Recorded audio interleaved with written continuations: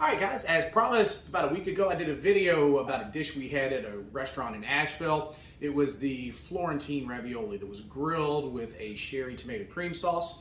Nobody ever reached out to me, but that's okay. We're going to take our stab at it tonight anyway. So we got our mise en place all set up here. So let's go ahead and get started, put this together. 2 of olive oil in our pan. We're going to go ahead and start building our filling for our raviolis. Here I've got some sweet onion. You could use shallots. I've got some vadalia, so we're going to use that. And we're just going to saute these up for a moment. After we've sauteed these onions for a moment, we're going to add 1 clove of garlic that we've diced. Onions and garlic have gotten fragrant, and we're going to add a big handful of spinach here to our pan. Now a little bit of fresh cracked sea salt, fresh cracked pepper. This with just a little bit of white wine, maybe a tablespoon or 2. Give this all a good flip. Let this cook for about another 2 minutes. I'm going to add, let's say about 1/3 cup of Parmesan fresh sea salt, fresh cracked pepper. Here I have a tablespoon or 2 of fresh diced basil. Now let's just give this a good stir here. Put our spinach mixture in here. It's cooled down. All right, now that spinach is in, let's stir this up. Give it a good stir here. All right, guys, I wanted a little more spinach in here, so I went ahead and cooked the rest of the container and put in, so it ended up being about 2 handfuls of spinach. Guys, here I have a pound dough ball of pasta dough that I made yesterday.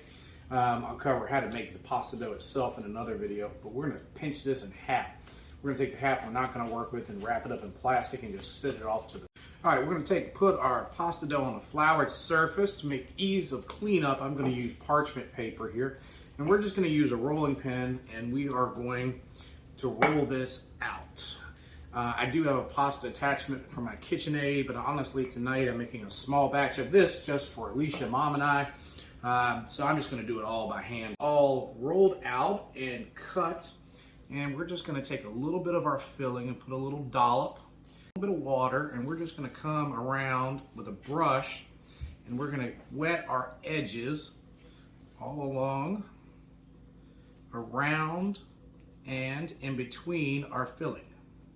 I'm going to take our other piece of pasta and lay on top. We're just going to stretch this out. You can hand cut these if you want. I have a ravioli cutter that we're going to use here. And a pot of salt and water boiling here. We're going to go ahead and drop our raviolis in. We're going to do this in small batches, 3 or 4 at a time. These are only going to take 2 minutes. Fresh pasta cooks really, really quick.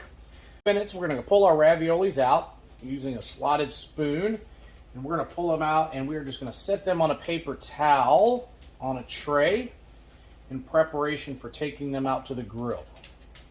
We're going to take our ravioli that we've got a little bit of olive oil on the top of, put on the grill. We've grilled for just a minute. We're going to go ahead and flip them over. I've got a little arugula on the side of the plate here. We're going to start by putting a little bit of our sherry tomato cream sauce down. We're going to take 3 of our raviolis that we have grilled now and lay right on top. A little bit of fig balsamic drizzle, a little bit of Parmesan on top.